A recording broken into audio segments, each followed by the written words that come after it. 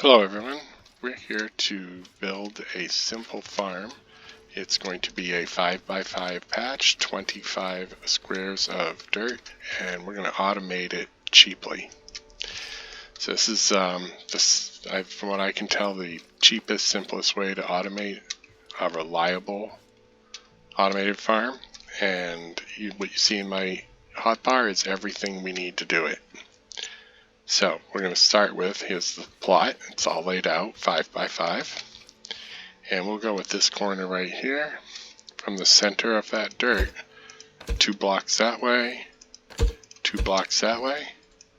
And I'm just doing that to show you the distance we need to be. And we're going to build a post right there to mount our stuff off of. From there, we're going to put our level 5 controller. That one needs to be a level 5. And we're going to put a level 1 sensor aiming up. You don't even need to adjust it because we only need it to be able to see 1 block. From there, we'll attach our level 4 piston right here. And on that, we will attach the water cannon directly, centered on it. Doesn't matter where you put it height-wise, it's up to you. Put it right there.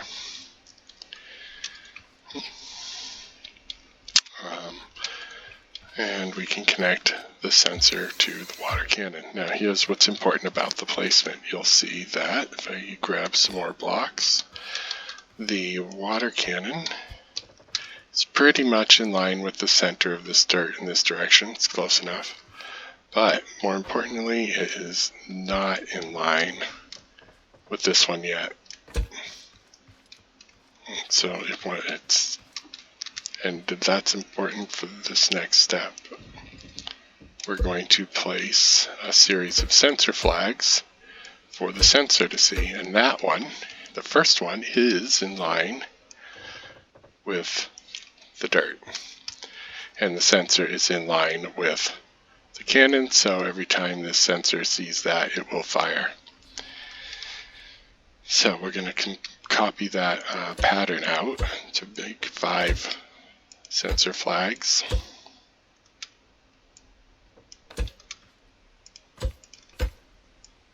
Like that. That's 4 and 5. Okay, so that's that there. Now I'll show you how this all programs out with a controller, but first we need to set up the water container so we have some water to work with. And to be able to connect things, in case you didn't know, via the connection tool, it has to be all one creation, right? So we need to stretch some material over here to hook our water collection system up. So let's just get that going.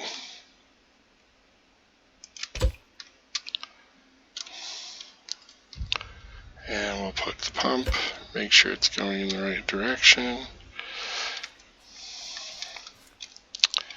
Throw a switch on there and turn it on.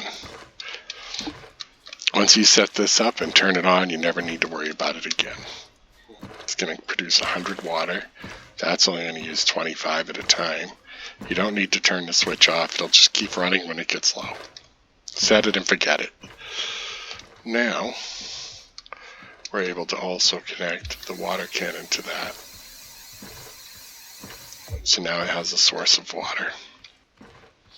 And it has a trigger, being the sensor. All we have to do now is hook up and program the controller.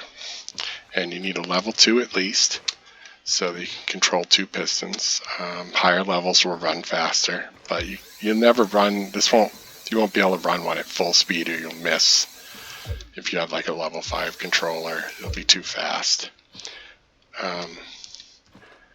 So I generally make this middle piston 1, because sometimes you can expand this with another piston on the other side and repeat this and do another 25. So I make that one 1 and this one 2. That's the level 4 piston. Might as well go ahead and put this switch here. We're going to need it. Now for programming. For piston 1, we're skipping the presets. We don't need those. The first move to position will be 14. So it'll be 14 for 2, then 0 for 2, then 14 for 2, and 0 for 2, and then 14 for the last 2. This will make that extend and retract back and forth past the sensor flags. For piston 2, we're going to skip. We're going to leave it at 0 to begin with because it's already lined up with the first row, so we don't want to move it. We're going to leave it there. Then we're going to move it to 3. And we're going to leave it at 3 while this goes out and back. And then we're going to move this one to 6. Back and out. And 9. And 12. And we're done. Water is finished pumping. This is all set up.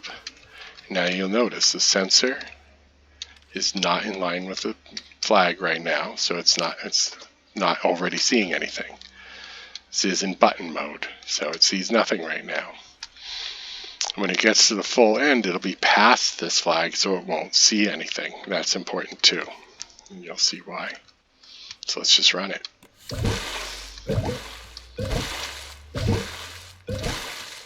Past the flag, so it moves out. Then as it moves back, it'll see the flag again. It goes back and forth. Very simple. A higher level controller, you can go up to maybe here on the speed before it gets too fast for the water cannon.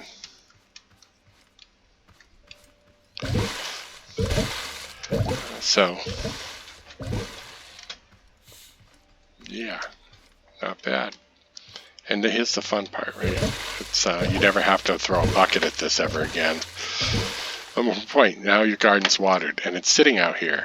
You might say, hey, it's sitting out there, does it need to go back? Well, not yet. Once you've harvested and you plant again, you simply flip the switch again and it runs in reverse. It sees that as the first sensor pip. No logic gates needed. It just goes out one time, back the other time, out the next time, back the other time.